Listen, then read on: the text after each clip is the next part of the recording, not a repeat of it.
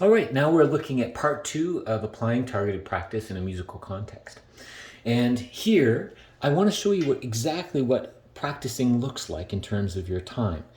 I have exactly the same piece, but I've written a newer musician, and experienced to represent an experienced musician. And I want you to see what practice time looks like compared to a new and experienced musician. Now, very often, a new musician will start at the beginning of a piece and then continue to play until they make a mistake, and then they'd start again. Okay, so that first circle represents about 5 minutes of practice time.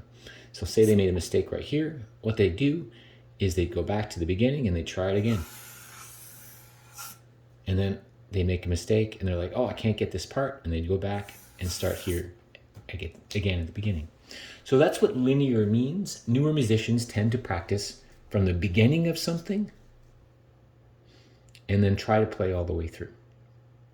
Okay, younger musicians tend to do that. They tend to start again in the beginning, play until they get a mistake, and then go back to the beginning. All right. Now, what an older musician, or I should say an experienced musician, would do is they may start, in fact, at the beginning, but they're practicing with a different agenda. They're not trying to get it right. They're trying to practice, and they'll go all the way through the piece, and they'll make a mental note of the places where they have the most trouble. So, for example, they may have stopped in the same spot here when you go from the D to the C, because that's a string crossover. That's hard for people to go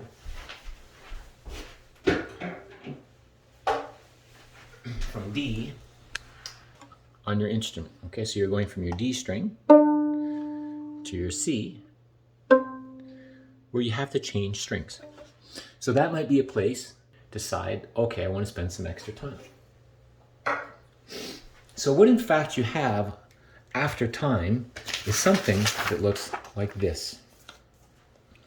If we're looking at the newbies piece, they've spent almost all of their time practicing this first section, stopping, not really fixing the mistake, going back to the beginning, practicing linearly. You'll see one time they got really frustrated, decided they didn't want to do this anymore. They went around head to the next section. They tried that was okay. They went to the next section, and then same thing, they made a mistake and decided to stop. Okay? That's very often how a new musician may approach a piece. Whereas an experienced musician would practice it in a very different way. Like we just talked about, they'd go from the beginning, find the places that they make mistakes, and then spend their practice time devoted to that.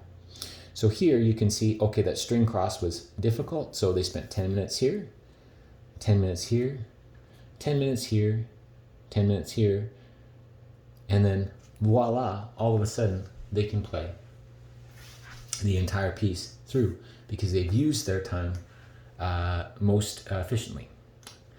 So once you have gone through the piece, all right, if you want to actually tell me a place that you have difficulty in the piece, okay, I think that's question 3.